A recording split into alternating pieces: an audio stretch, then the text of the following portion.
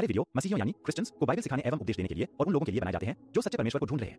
किसी अन्य धर्म की आलोचना करना या उसके अनुयायियों का अपमान करना हमारा उद्देश्य बिल्कुल नहीं है, लेकिन कई क्षेत्रों में बाइबल की शिक्षाएं अन्य धर्मों के साथ मेल नहीं खाती। इसलिए अगर किसी को बाइबल की शिक्षाओं से ठेस पहुंचती हो तो कृपया हमारे वीडियो न देखें।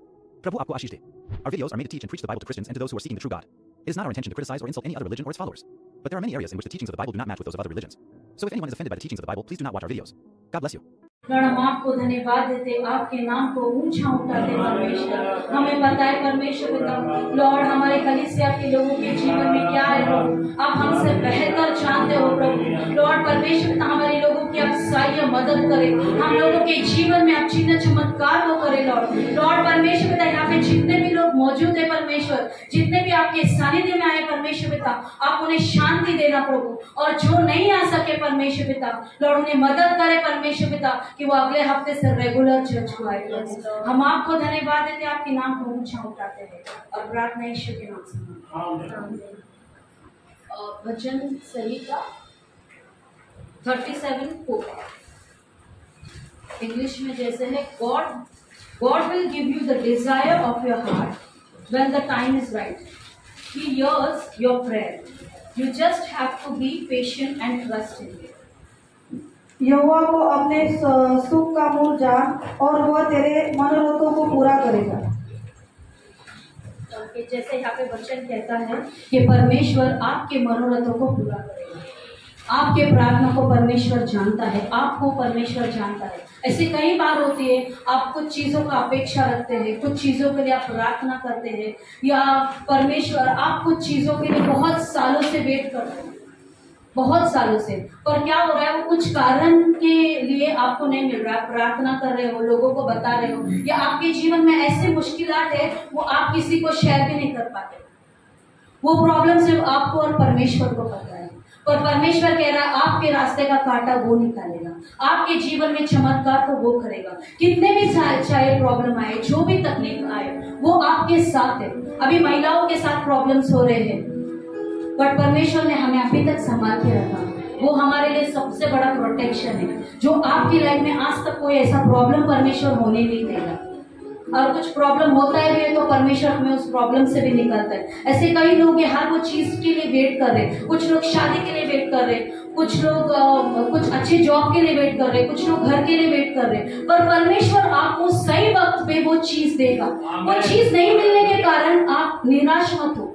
जैसे इंग्लिश में कहते हैं कि पेशेंस रखो, हिंदी में उसे क्या कहेंगे, धीरज रखिए। परमेश्वर आपके लिए कुछ तो बेटर और कुछ तो अच्छा ला रहा है, जो आप डिजर्व करते हो। वो लोग आपको डिजर्व नहीं कर रहे करके ये चीज रुका हुआ है। आप कुछ चीजों के बारे में सोचते रहिए, ये मुझे चाहिए, वो मुझे चाहिए, वो आपको 100% मिलेगा, बट उससे भी अच्छा मिलेगा। कुछ लोग कुछ बच्चे के लिए वेट कर रहे हैं, ओके, लॉर्ड परमेश्वर पिता आपके कोकों को भी ब्लेस करेगा। पेशेंस रखो, प्रार्थना करो और विश्वास में बढ़ते रहो। जब तक आपका विश्वास रहेगा, वैसे ही आपके जीवन में चिन्ह और चमत्कार होगा। अगर आपका विश्वास खच गया, देन सब कुछ खच गया। आप जब परमेश्वर के रास्ते पे चलते हो, पूरी तरह से उसके रास्ते पे चलिए, पूरी तरह से। अगर आप एक पैर यहाँ पे रखा, एक पैर वहां पे रखे, तो परमेश्वर आपके जीवन में चमत्कार कैसा करेगा। आप एक तरफ से प्रभु को प्रार्थना कर रहे हो और एक तरफ से दूसरी चीजों के बारे में कर रहे हो। परमेश्वर आपके रास्ते में बड़े बड़े चीजों को लेके आएगा, बड़े बड़े चमत्कार को लाएगा। आपके जीवन में उत्तम आने वाला है। सिर्फ पेशेंस रखो, आपके पेशेंस का परमेश्वर देख रहा है, और उससे बेटर और उससे अच्छी चीजों को आप आपके जीवन में देखोगे, जो अब तक आपने नहीं देखा। परमेश्वर ने दानियल को निकाला उस लायन के मुंह से, जबकि वो दानियल डर रहा था कि मैं कैसे रहूं। वो प्रार्थना करता रहेगा, 4-4, 5-5 उधर लायंस थे, पर परमेश्वर ने उसके मुंह से उसको छुड़ाया। क्यों? क्योंकि वहां पे वो प्रार्थना था, उसका वो विश्वास था। तो परमेश्वर आपके भी जीवन में कार्य करेगा, बस आप वेट करो। जब तक आपके जीवन में पेशेंस रहेगा, परमेश्वर चमत्कार को लाएगा। छोटी छोटी चीजों से नाराज मत हो कि इन्होंने मुझे ऐसा बोला, उन्होंने मुझे ऐसा बोला। कुछ चीजें इग्नोर करो और परमेश्वर की राह पर चलते रहो। परमेश्वर आपकी लाइफ में बड़े कार्यों को लेकर आएगा, बस आप विश्वास करो और उसके राह पर चलते रहो।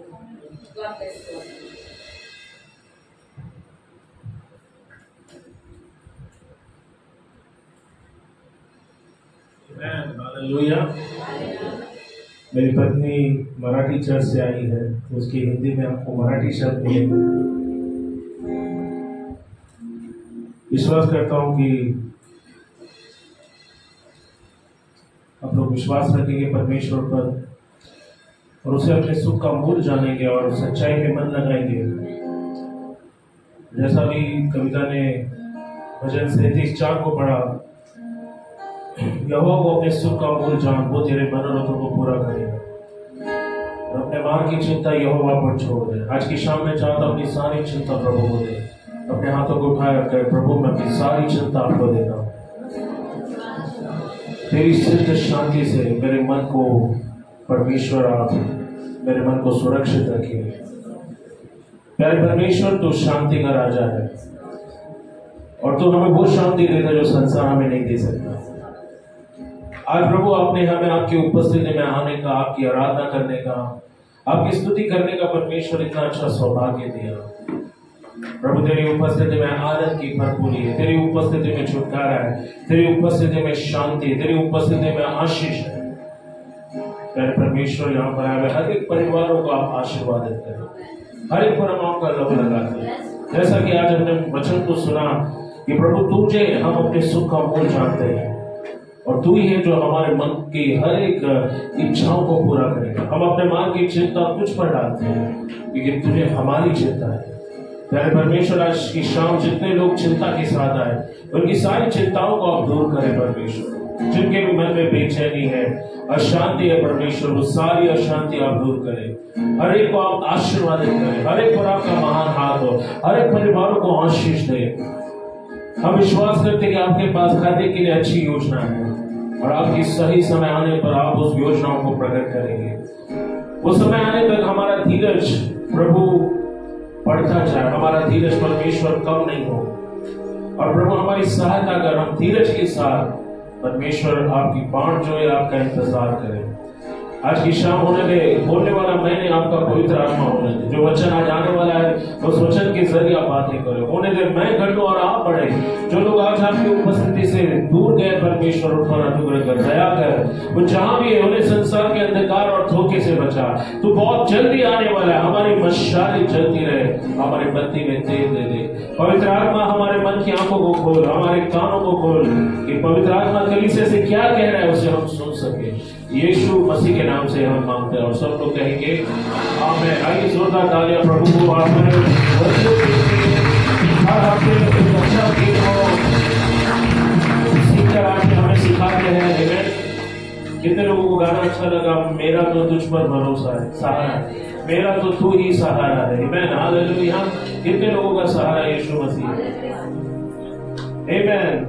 सो आज एक बहुत ही महत्वपूर्ण बात पर हम चर्चा करेंगे क्योंकि आज का मेरा संदेश जो है उसका नाम है दृढ़ता की ताकत। सफलता की कहानी यूसुफ के जीवन से। हालेलुया। आज मैं आपसे पूछना चाहता हूं, कितने लोग इस जगह में जो बैठे हैं 25-30 लोग, कितने लोग अपने जीवन में सफल होना चाहते हैं? मैंने पूछा कितने लोग अपने जीवन में सफल होना चाहते हैं?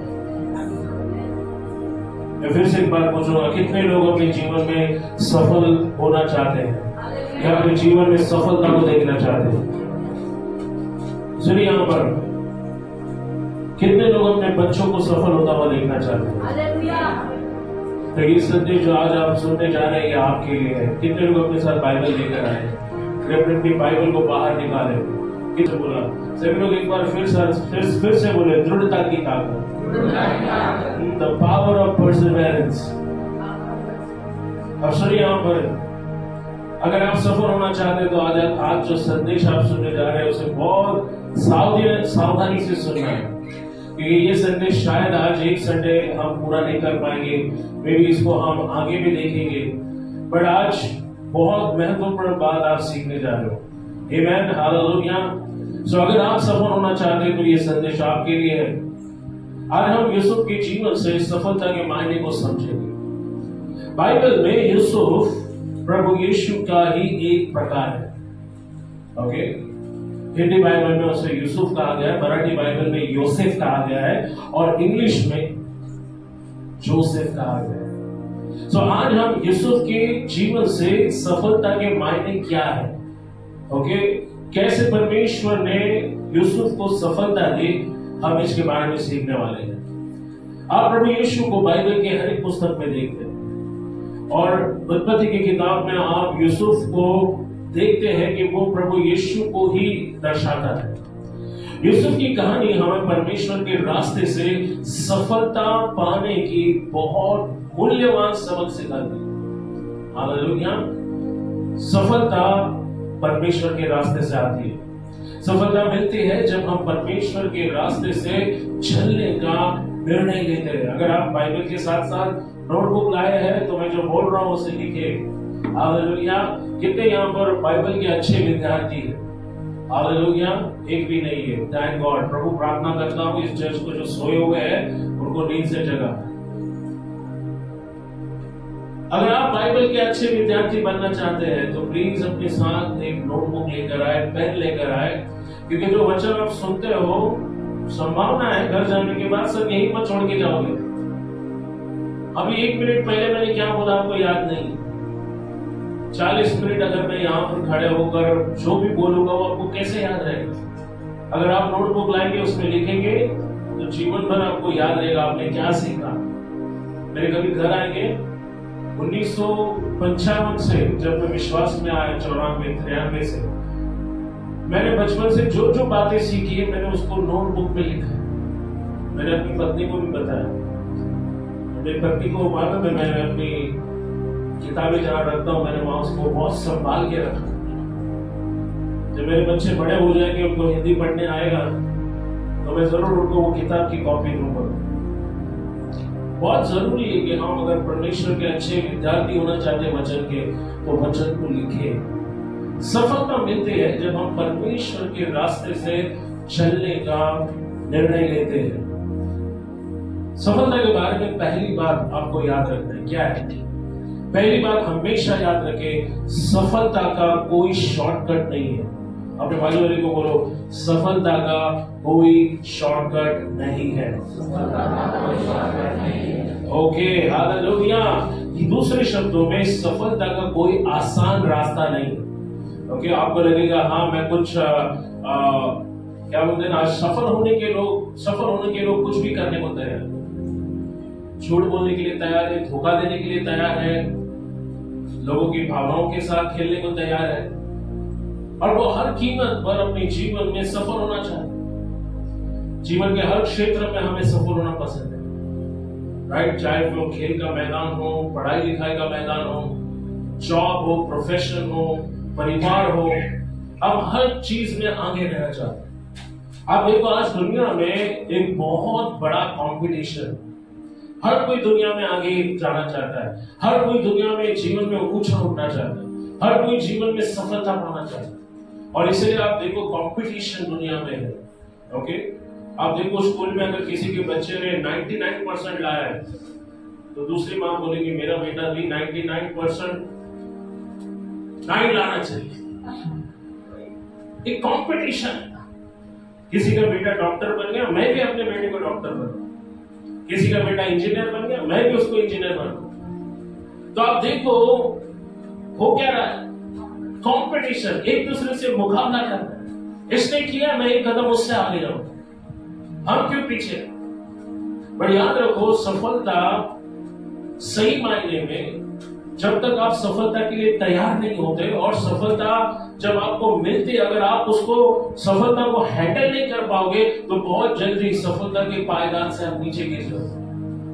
कई लोग सफल होते हैं बट ज्यादा देर तक सफल नहीं रहते और सफल होने के बाद वो बहुत जल्दी विफलता में गिर जाते। कारण क्या है? क्योंकि सफलता तक जब वो पहुंचते हैं तब तक वो सारी चीजें जो उनको वहां पर रहने उनको ठहरा सकती है या उनको रोक कर रख सकती है, वो सारी चीजें उनके जीवन से ऑलरेडी चली गई और यही कारण है कि वो सफल होने के बाद बहुत जल्दी नीचे गिर जाते। आज हम यूसुफ के जीवन से देखेंगे। ओके, इस सफलता का रास्ता जो यूसुफ ने चुना वो कितना महान है। ओके, आप देखो दुनिया में आज लोग सफल होना चाहते हैं, परंतु सफल होने के लिए जो रास्ता वो चुनते हैं वो अक्सर उन्हें अंधकार, निराशा और बर्बादी में ढकेल देता है। इसलिए हमें परमेश्वर पे भरोसा करना है। जैसे कविता ने आज वचन दिया, भजन 37:4, परमेश्वर पे भरोसा, उसमें मन लगा, वो तेरे मनोरथों को पूरा करे। परमेश्वर सबसे अच्छे तरीके से जानता है कि आपके लिए और मेरे लिए क्या अच्छा है। यशायाह 48:17 में परमेश्वर कहता है, जिस मार्ग से तुझे जाना है मैं उसी मार्ग से तुझे ले जाऊंगा। यानी हमारे भविष्य के लिए अगर हमने कुछ योजना बनाई है, प्लान्स बनाए हैं, तो सबसे पहले वो प्लान, वो योजना परमेश्वर के सामने रखो। परमेश्वर से कहो, परमेश्वर ये मेरी योजना, ये मेरा प्लान है, लेकिन बिना आपके मैं इस योजना में कभी सफल नहीं हो सकता। परमेश्वर जानता है हमारे लिए अच्छा क्या है। आपके बच्चों का भविष्य तय करने के पहले उन्हें प्रार्थना करना सीखो।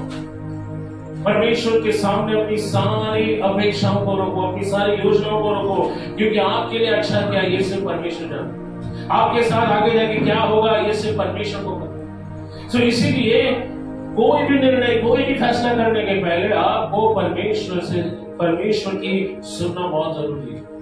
10वीं 12वीं होने के बाद प्रार्थना करो, परमेश्वर कौन सा मुझे स्ट्रीम चुनना चाहिए, आर्ट्स, कॉमर्स या साइंस चुनना चाहिए, या फिर डिप्लोमा में करूं या फिर कोई डिग्री करूं। परमेश्वर पूरी पढ़ाई करने के बाद कौन सा पेशा है जो मुझे चुनना चाहिए। जब आप परमेश्वर को अपने जीवन की छोटी सी छोटी बातों में शामिल करते हैं, परमेश्वर इस बात का ख्याल रखेगा कि आप जीवन में सबसे आगे जाएंगे, आप कभी पीछे नहीं रहेंगे। कभी कभी हम परमेश्वर की सुनने के बजाय हम अपने मन की सुनते हैं। कई बार हम दूसरों को देखते, दूसरे क्या करते हैं, और हूबहू हम उनकी नकल करना शुरू करते हैं। वो जो करेंगे हम करेंगे। हेलो, परमेश्वर की दृष्टि में आप बहुत ही यूनिक हो। आपको किसी की कॉपी करने की जरूरत नहीं, राइट? आपको किसी की नकल करने की जरूरत नहीं। परमेश्वर के सामने जाए, परमेश्वर से पूछे कि परमेश्वर मेरे लिए अच्छा क्या है।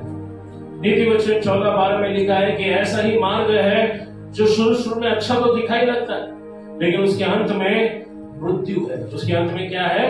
मृत्यु। हमें नहीं मालूम हम कौन से मार्ग पर चलते, और परमेश्वर हमारा गाइड है, परमेश्वर हमारा मार्गदर्शक है।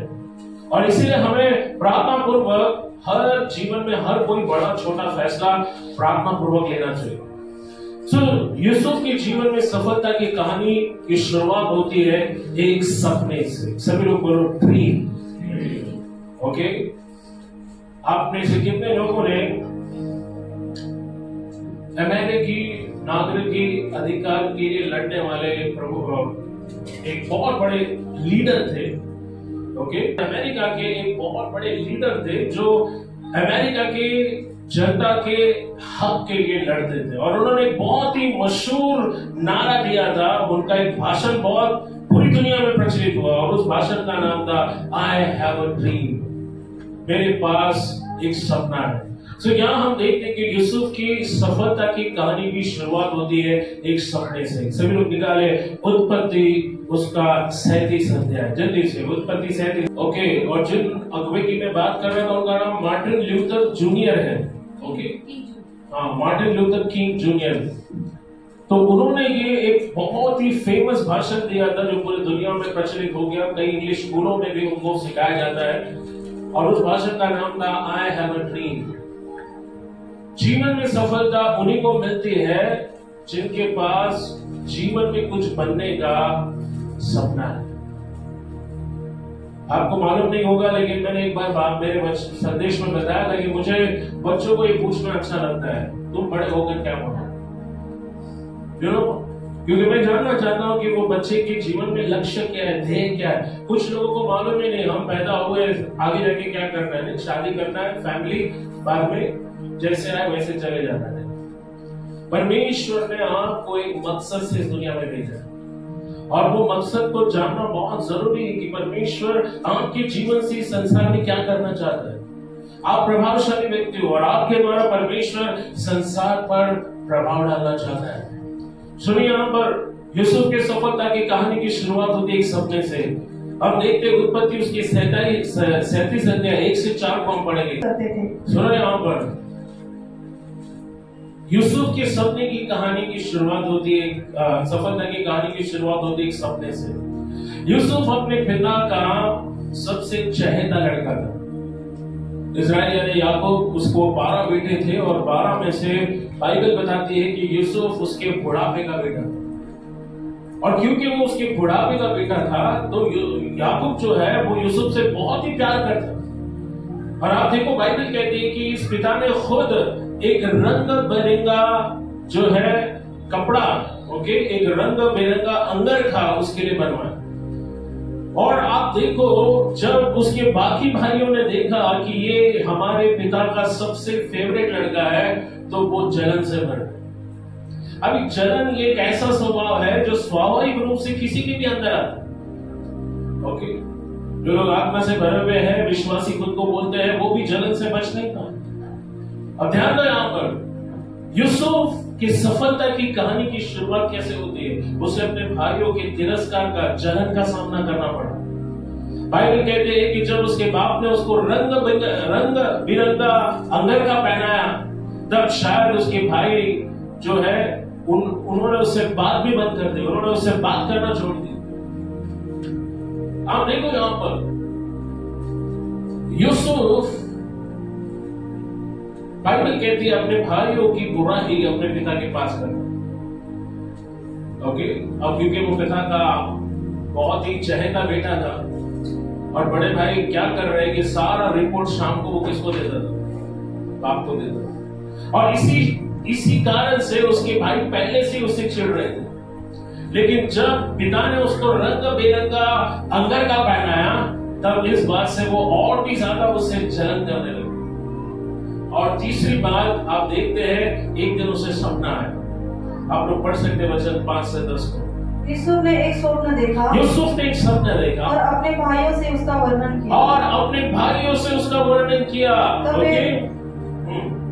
तब वे उससे और भी द्वेष करने लगे। और तब वे उसे और भी, पहले तो वो उससे जलते थे, उससे बात नहीं करते थे, लेकिन अब जब उसको सपना आया और वो सपना जाकर उसने अपने भाइयों को बताया, तब उस सपने के कारण, देखो पहला कारण क्या था, लोग क्यों चल रहे थे उस पर, रंग बिरंगा। पहला तो अपने बाप का लड़का था। नंबर 2, बाप ने उसको खुद अपने हाथ से कपड़ा सिलाकर पहनाया था। नंबर 3, वो उनकी बुराई करता था, यानी उनके बारे में सारा समाचार जाके पिता को बोलता था। नंबर 4, उसका सपना जिसकी वजह से उसके भाई उस पर और भी ज्यादा चिढ़ गए, और भी ज्यादा उससे नफरत करने लगे। अब वो सपना क्या था, जल्दी से पढ़िए 5 से 10 को। उसने उससे कहा, जो स्वप्न मैंने देखा है उसे सुनो। हम लोग खेत में फूले बांध रहे हैं। हाँ। और क्या देखता हूँ कि मेरा फूला उठाकर सीधा खड़ा हो गया। तब तुम्हारे फूलों ने मेरे फूले को चारों तरफ से घेर लिया और उसे दंडवत किया। तब उसके भाइयों ने उससे कहा, क्या सचमुच तू हमारे ऊपर राज करेगा, या क्या सचमुच तू हम पर प्रभुता करेगा?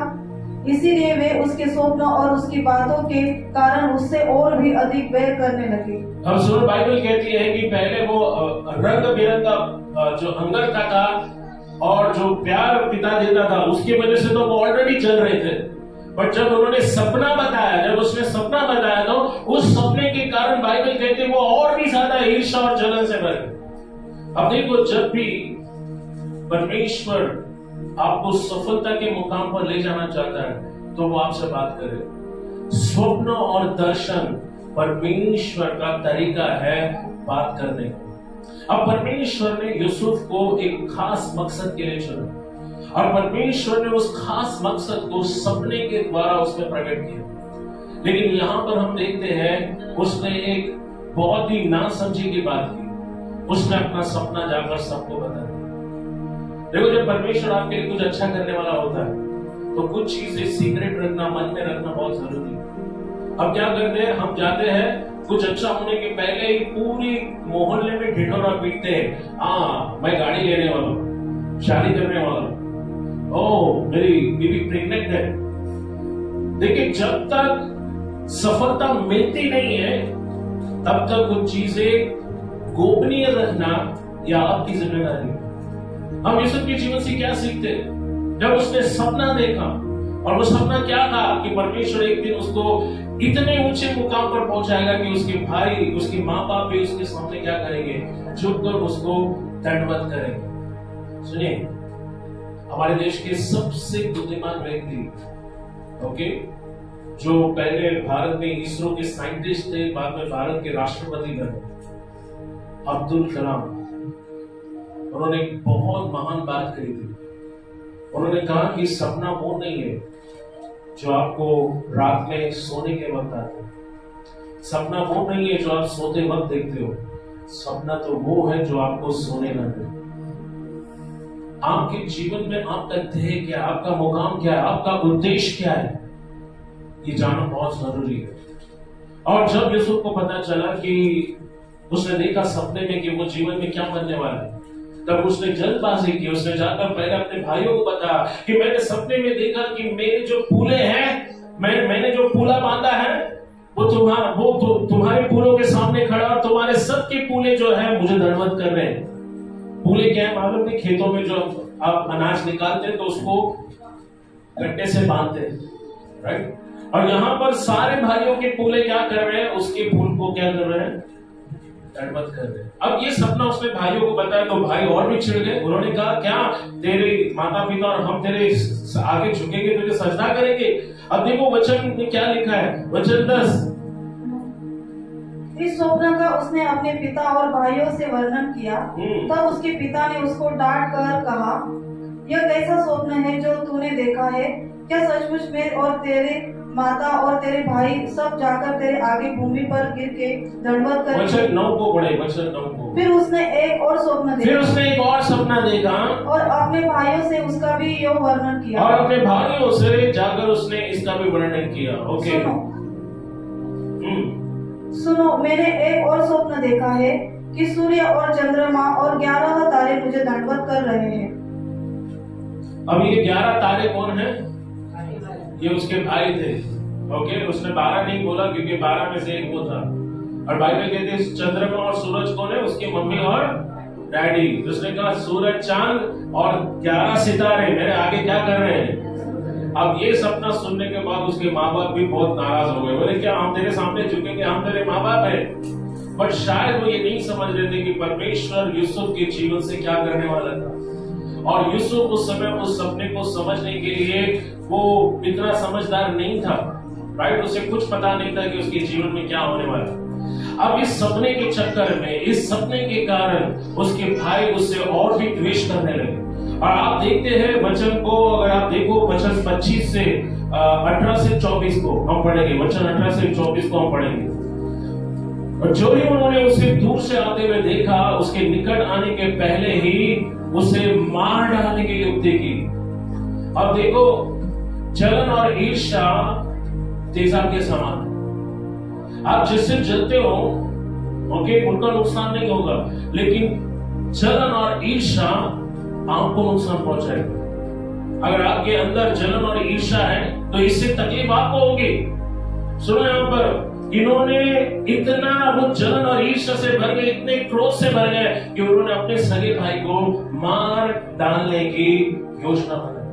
जब यूसुफ निकट आया, निकट आने के पहले ही बाइबल कहती है उन्होंने उसे मार डालने की युक्ति की। वचन 19, वो आपस में कहने लगे, देखो ये सपना देखने वाला आ रहा है, सो आओ हम उसको घात करके गड्ढे में डाल दे और ये कहेंगे कि कोई दुष्ट पशु उसे खा गया, फिर हम देखेंगे उसके सपनों का क्या फल होता है। देखो, भाइयों को भी चिढ़ इस बात से थी कि ये सपना देखता है और बड़ी बड़ी बातें करता है, अगर हम इसको ही रास्ते से हटा देंगे तो इसका सपना का फल क्या होगा।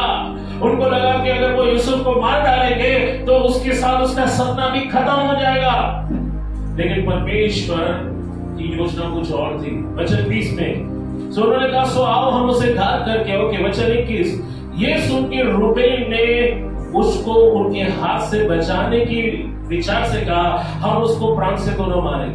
फिर रूबेन ने उसे कहा, लहू मत बहाओ, उसको जंगल के किसी गड्ढे में डाल दो और उस पर हाथ मत उठाओ। वो उसको उनके हाथ से छुड़ाकर पिता के पास फिर पहुंचाना चाहता था। तो ऐसा हुआ कि जब यूसुफ अपने भाइयों के पास पहुंचा, तब उन्होंने उसका रंग बिरंगा अंगरखा जिसे वो पहने हुए था उतार दिया। तो देखो, सबसे पहले वो नाराज किस बात से थे? वो रंग बिरंगा जो अंगरखा था वो पिता के प्रेम के निशान। पिता हम सबसे ज्यादा इसको ही क्यों प्यार करता है, इसको ही क्यों नजदीक रखता है, सारी बातें इसी को क्यों बताता है। लीडरशिप में एज अ पास्टर हमें बहुत ध्यान रखना पड़ता है कि कोई एक हमारा फेवरेट नहीं हो, क्योंकि अगर एक हमारा फेवरेट हो जाएगा तो बाकी सभी लोग, अब देखो 11 लोगों ने ग्रुप बनाए और वो 11 लोग क्या करना चाहते थे, एक को मारना चाहते थे। और वो एक को क्यों मारना चाहते थे, क्योंकि वो बाप का पसंदीदा लड़का था। सो पहले जब यूसुफ के हाथ लगा, उन्होंने क्या निकाला, वो रंग बिरंगा जो अंगरखा उसने पहना था उसे उन्होंने निकाला। और बाइबल कहती है फिर उन्होंने उसके साथ क्या किया, फिर उन्होंने उसके जिसे वो पहले उतार लिया। वचन 24, यूसुफ को उठाकर गड्ढे में डाल दिया। वो गड्ढा तो सूखा था और उसमें कुछ जल नहीं था। जब यीशु मसीह क्रूस पर गए तो उसके कपड़े फाड़े गए और क्रूस पर मरने के बाद उसे गुफा में रखा गया। यूसुफ यीशु मसीह का एक प्रकार आप यहां पर देख सकते हैं। आगे देखो वचन, अगर आप देखो वचन 25 से 29 को हम लोग पढ़ेंगे। रूबेन कौन था? रूबेन सबसे बड़ा लड़का था। रूबेन कौन था? बड़ा भाई था। और बड़ा भाई होने के नाते वो नहीं चाहता था कि उनके भाइयों के हाथों से खून हो। उसने कहा ये भी तो हमारा भाई है, उस पर हाथ मत बढ़ाओ, उसकी लहू का अपराधी मत बनो, उसको जिंदा उठा के गड्ढे में डाल दो, बस उसको और कुछ मत करो। रूबेन उसे अपने पिता के पास पहुंचाना चाहता था। अब देखो वो मारना चाहते थे, लेकिन रूबेन ने हस्तक्षेप किया जिसकी वजह से यूसुफ को जान से नहीं मारा गया। उन्होंने क्या किया? वचन 25 से 29। तब वे रोटी खाने बैठ गए और आंख उठाकर क्या देखा कि इश्माएलियों का एक दल ऊँटों पर इश्माएलियों का एक दल ऊँटों पर सुगंध द्रव्य, बलसान और गंधरस लादे हुए गिलास से मिस्र को चला जा रहा है। तब यहूदा ने अपने भाइयों से कहा, अपने भाइयों को घात करने और उसका खून छिपाने से क्या लाभ होगा? आओ हम उसे इश्माएलियों के हाथ भेज डाले और अपना हाथ उस पर न उठाए, क्योंकि वह हमारा भाई और हमारी ही हड्डी और मांस है।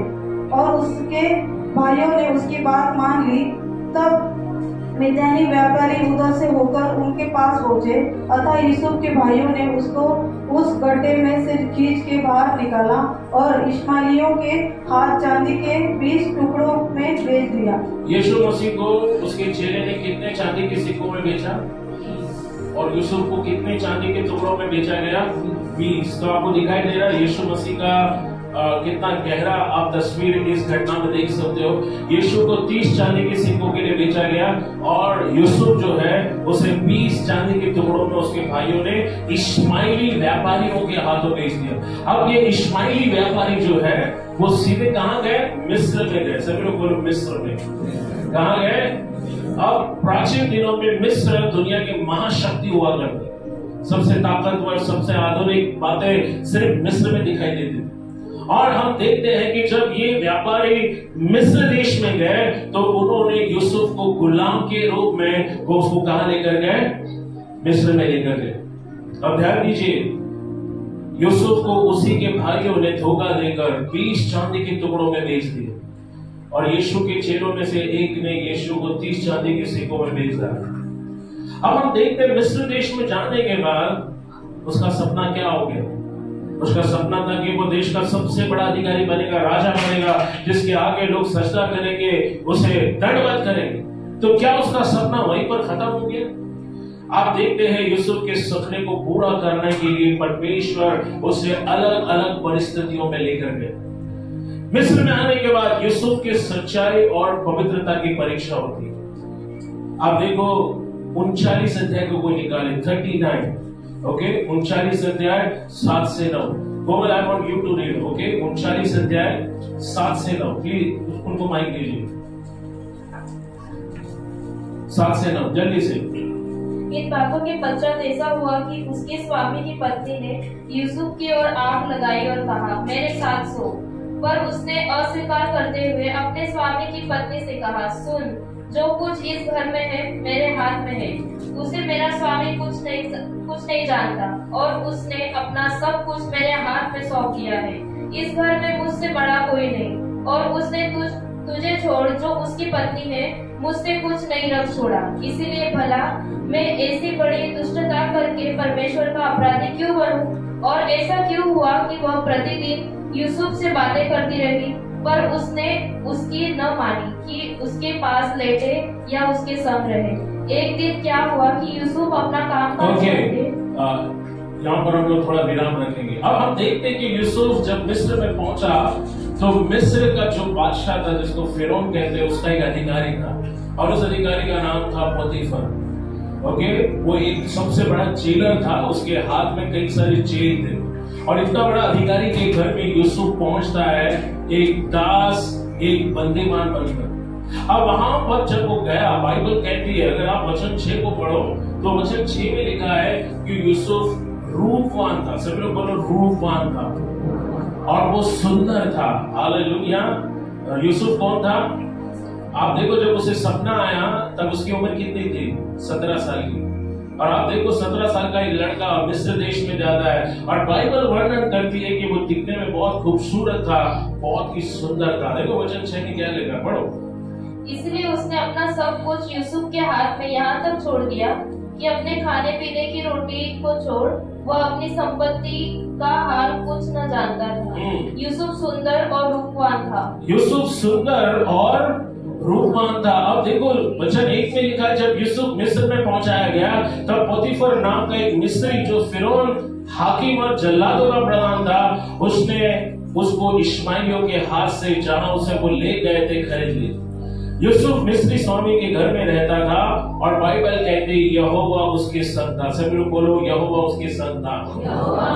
अगर आप इस परिच्छेद को पढ़ो, बार बार आप पढ़ोगे यहोवा उसके साथ था, यहोवा ने उसे अनुग्रह दिया, यहोवा की कृपा दृष्टि उस पर थी। जीवन में सफल होने के लिए परमेश्वर का अनुग्रह, उसकी कृपा होना बहुत जरूरी है। और आप देखो यूसुफ के साथ परमेश्वर इसीलिए कृपा उसने दिखाई क्योंकि यूसुफ में कुछ अच्छी क्वालिटी थी। क्या क्वालिटी थी? बाइबल कहती कि वो दिखने में रूपवान था, सुंदर था, लेकिन उसने कभी भी अपनी सुंदरता का उपयोग शरीर सुख को पाने के लिए नहीं किया। उसने अपनी सुंदरता या रूप का इस्तेमाल किसी के साथ, किसी की भावना या जज्बातों के साथ खेलने के लिए नहीं किया। उसे पता था उसके जीवन का लक्ष्य क्या है, उसे पता था उसकी जीने का ध्येय क्या है। आप देखो उसने कभी भी अपनी सुंदरता का उपयोग शरीर की अभिलाषाओं को पूरा करने के लिए नहीं किया। यहाँ तक कि उसकी स्वामी की पत्नी ने हर रोज, एक दिन नहीं, हर रोज उस पर जोर डाला, उस पर डोरे डाले और उसे अपने साथ सोने के लिए मजबूर किया। अब देखो वो गुलाम था, अगर वो उसके साथ सोता तो भी वो कोई गलत काम नहीं होता। क्यों? क्योंकि वो गुलाम है और एक गुलाम का फर्ज है कि वो अपने स्वामी के हर हुक्म को माने। पर यूसुफ जानता था कि परमेश्वर देख रहा है सब। आज संसार में लोग सफल होने के लिए किसी के साथ सोने को तैयार है, खास करके बॉलीवुड मशहूर होने के लिए, प्रभावशाली बनने के लिए। अगर कोई एमएनसी में काम करता है, मल्टीनेशनल कॉर्पोरेशन में काम करता है और उनको ऊंचे लेवल पर जाना है तो वो किसी भी हद तक जाने के लिए तैयार है। लेकिन यूसुफ ऐसा नहीं, परमेश्वर ने ये परीक्षा उसके साथ होने दी। सुनो यहाँ पर उसके स्वामी की पत्नी ने उससे जो है हर रोज उसके साथ जो है उसे पाप में डालने का जो है ख्याल उसके मन में आया। लेकिन यूसुफ जानता था कि अगर वो इस स्त्री के साथ सोया तो वो पाप में गिरेगा। उसे पता था कि ये शैतान का एक चाल है, ट्रैप है, और अगर वो पाप करता है तो वो दोषी ठहरेगा। आप देखो उसने अपने विवेक, अपने अंतर आत्मा की आवाज सुनी। हर व्यक्ति के अंदर एक आवाज आती है। जब भी आप कुछ बुरा करते हो तो आपके अंदर से आवाज आती है, मत ये गलत है। कितने लोगों ने ये आवाज सुनी? आपको मालूम वो क्या है? वो आपकी आत्मा की आवाज, आपकी विवेक की वाणी, आपकी विवेक की आवाज, आपके आत्मा की आवाज है। और जब आपका आत्मा कहता है ये मत कर, ये गलत है, तो आपको कभी भी चीज नहीं करना। जीवन में चाहे आपके हालात परिस्थिति कितनी भी बुरे हो, कभी वो मत करो जो परमेश्वर की दृष्टि में गलत है। भले लोग आप सोचते होंगे कि लोग आपको नहीं देख रहे हैं, लेकिन परमेश्वर आपको देख रहा है। हालेलुया। इस हॉल से बाहर जाने के बाद जब आप अपने ऑफिस जाओगे या अपने कलीग्स के साथ रहोगे या आप जो भी काम करते हो, उस समय हमेशा याद रखिए कि परमेश्वर आपको देख रहा है। आप देखो, यूसुफ ने कहा कि तुम्हारे पति ने इस घर का सारा चीजों की जिम्मेदारी मुझ पर दी। इस घर में मुझसे बड़ा और कोई नहीं है। इस घर में हर चीज उसने मेरे हाथ में दी, सिवाय तुम्हारे। सिर्फ तुम पर मेरा अधिकार नहीं है, और मैं तुम्हारे साथ पाप करके इतनी बड़ी दुष्टता का काम कैसे करूं? देखो वचन को पढ़िए। इस घर में मुझसे बड़ा कोई नहीं, और उसने तुझे छोड़ जो उसकी पत्नी है मुझसे कुछ नहीं रख छोड़ा। इसीलिए भला मैं ऐसी बड़ी दुष्टता करके परमेश्वर का अपराधी क्यों बनूं? मैं परमेश्वर का अपराधी क्यों बनूं? हालेलुया। यहाँ पर देखो, यूसुफ ऑलरेडी उसके भाइयों ने उसको बेच डाला। वो अपने माँ बाप से दूर था, दोस्तों से दूर था, और सबसे बड़ी बात वो अपने पिता से दूर था जो उससे बहुत प्यार करता था। शायद वो नाराज हो सकता था परमेश्वर पर, परमेश्वर तूने मेरे साथ ये अन्याय क्यों होने दिया? क्यों मेरे भाइयों ने मुझे इन सौदागरों के हाथों में बेच दिया? क्यों आज मैं गुलाम की तरह किसी के घर में एक नौकर की तरह पड़ा हूं? उसने ऐसा नहीं किया। आप देखो, गलत से गलत समय में भी यूसुफ ने परमेश्वर पर भरोसा रखा। वो उसके डर में चला, और बाइबल कहती है उसने उस स्त्री से कहा कि मैं ऐसी दुष्टता का काम करके परमेश्वर की नजर में अपराधी बनना नहीं चाहता हूं। भले आपको जॉब से हाथ धोना पड़े, भले आपको वो मौका ना मिले जो आपको मिलने से आप आगे जा सकते हैं, लेकिन कभी वो चीज मत करो जो परमेश्वर की दृष्टि में गलत है। जब आप अपने अंतरात्मा को कहते हुए सुनते हो कि ये मत कर, तो उसे कभी नहीं करना है। हालेलुया। आप देखो, जब उसने अपने स्वामी की पत्नी की बात नहीं मानी तो उस पर झूठे आरोप लगाए गए। आप देखो किस तरह से उसकी सच्चाई और ईमानदारी की परीक्षा हुई। उसको जो है झूठे केस में फंसाया गया, उस पर झूठे आरोप लगाए गए और उसे बंदी गृह में डाल दिया गया। पढ़ो वचन 11।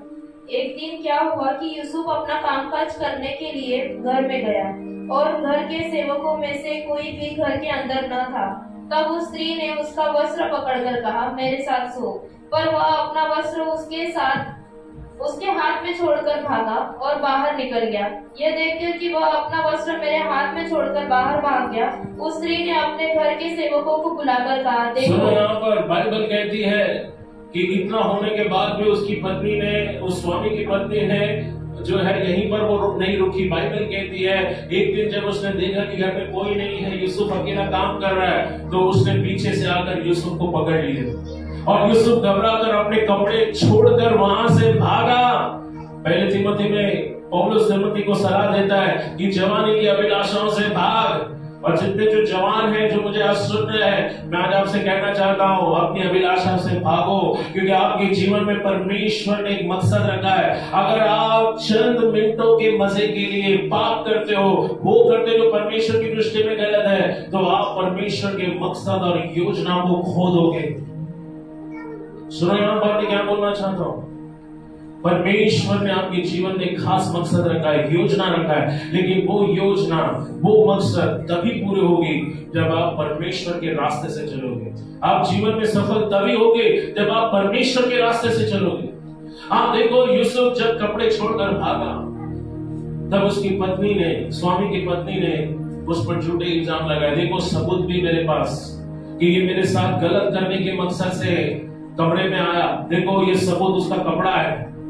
और उसका स्वामी जब घर आया तब उसने उसको सारी बातें बताई। जल्दी से हम जाएंगे वचन 13 या 14। यह देखकर कि वह अपना वस्त्र मेरे हाथ में छोड़कर भाग गया, तब उस स्त्री ने घर के सेवकों को बुलाकर कहा, देखो वह एक इब्री मनुष्य को हमारा तिरस्कार करने के लिए हमारे पास ले आया है। वह तो मेरे साथ सोने के मतलब से मेरे पास अंदर आया था और मेरे ऊंचे स्वर से चिल्ला उठी, और मेरी बड़ी चिल्लाहट सुनकर वह अपना वस्त्र मेरे पास छोड़कर भागा। मेरी बड़ी चिल्लाहट सुनकर वो अपने कपड़े मेरे पास छोड़कर भागा। आगे, और वह उसका वस्त्र उसके स्वामी के घर आने तक अपने पास रखे रही। तब उसने उससे इस प्रकार की बातें कही, वह इब्री दास जिसको तू अब हमारे पास ले आया है, वह मुझसे हंसी करके मेरे पास आया था, और जब मैं उस ऊंचे स्वर से चिल्ला उठी तब वह अपना वस्त्र मेरे पास छोड़कर भाग गया। अपनी पत्नी की ये बातें सुनकर तेरे दास ने मुझसे ऐसा काम किया। यूसुफ के स्वामी का कोप भड़का और यूसुफ के स्वामी ने उसको पकड़कर बंदी गृह में, जहाँ राजा के कैदी बंधे थे, डलवा दिया। अतः वह उस बंदी गृह में रहा। So, यहाँ हम देखते हैं कि जो पाप जो अपराध उसने नहीं किया उसकी सजा उसको मिली। अक्सर हमारे साथ यही होता है, जब हम परमेश्वर के रास्ते से चलने की कोशिश करते हैं तब शैतान हमारे रास्ते में मुश्किलें खड़ा करता है। कभी कभी ऐसा लगता है कि विश्वासी होकर जीना हमारे लिए ज्यादा कठिन है, बल्कि संसार के लोग जो अविश्वासी उनके लिए जीवन बहुत आसान है। कई बार हमको लगता है कि विश्वासी होने के नाते हम ये नहीं कर सकते, वो नहीं कर सकते, हमें ऐसे जीने की इजाजत नहीं है, लेकिन इसके पीछे एक खास कारण है। परमेश्वर ने आपको संसार के अंधकार के लोगों से अलग कर रखा है। आप उसके विशेष लोग हो, और आप उसके विशेष लोग होने के कारण परमेश्वर आपके जीवन में विशेष काम करना चाहता है। कई बार जब हम परमेश्वर की धार्मिकता से जीने का निर्णय लेते हैं, और जब हमारे साथ कुछ गलत होता है, तब हम परमेश्वर के प्रेम पर सवाल उठाते हैं, हम परमेश्वर की बुद्धि पर सवाल उठाते हैं, हम परमेश्वर की योजना और मकसद पर सवाल उठाते हैं, और हम कहते हैं आखिर क्या फायदा हुआ कि मैं इस पाप पर मैंने जय पाई, मैंने इस लालसा पर जय पाई, मैंने इस पाप को ना कहा, लेकिन देखो मेरे साथ क्या हुआ। मैं परमेश्वर की आज्ञा में चलता हूँ, लेकिन फिर भी मेरे साथ गलत हो रहा है, फिर भी मुझ पर अन्याय हुआ, मुझ पर झूठे आरोप लगाए गए। कई बार हम अपने जीवन के हालात और परिस्थिति को परमेश्वर की दृष्टि से देखने के बजाय हम अपनी दृष्टि से देखते हैं, और कई बार हम परमेश्वर के रास्ते पर चलना छोड़ देते हैं। कई बार हम कहते हैं कि मेरी सच्चाई और ईमानदारी का क्या ये सिला है? क्या मेरी सच्चाई और ईमानदारी का परमेश्वर ने मुझे ये इनाम दिया है? लेकिन परमेश्वर उस परिस्थिति में आपको तैयार कर रहा है। सुनो, यहाँ पर जब भी परमेश्वर किसी को इस्तेमाल करना चाहता है तब उसके लाइफ में सबसे ज्यादा प्रॉब्लम आप देखो, सबसे ज्यादा समस्याएं उनके जीवन में आएंगी, लेकिन वो समस्याएं, वो प्रॉब्लम ही है जिससे परमेश्वर आपके चरित्र को बनाता है, जिससे वो आपको और भी ज्यादा मजबूत बनाता है। सुनो, अगर उस समय यूसुफ उस स्त्री के साथ सोया होता और बाद में अगर वो प्रधानमंत्री बनता, तो उस समय उसके पास पूरे देश में जिसके साथ वो सोना चाहता उसके साथ वो सो सकता, बट उसकी जो सफलता है वो बहुत जल्दी खत्म हो जाती, उसका जीवन नष्ट हो जाता। प्रभु का धन्यवाद हो कि वो उस पाप के अभिलाषा पर उसने जय पाए, और परिणाम क्या हुआ? उस पर झूठे आरोप लगाए गए और उसे जेल में डाला गया। अब देखो, जेल में जब वो गया तब वहां पर भी उसकी परीक्षा होगी। शैतान ने उसे कहा होगा तू यहीं पर सड़ जाएगा, इस जेल से कभी कोई तू बाहर नहीं आएगा, इस देश में तेरा कोई परिवार का लोग नहीं जो तुझे जामीन देकर बाहर निकाले, तेरा कभी भला नहीं होगा, तेरा सपना तेरे साथ इसी जेल में क्या हो जाएगा? खत्म हो जाएगा। लेकिन परमेश्वर पर्दे के पीछे काम कर रहा था। परमेश्वर यूसुफ को कठिन से कठिन हालातों में तैयार कर रहा था। आप देखो, जब एक कुम्हार मिट्टी का बर्तन बनाता है तो उसके बाद उसको मजबूत बनाने के लिए आग की भट्टी में डालते हैं। हालेलुया।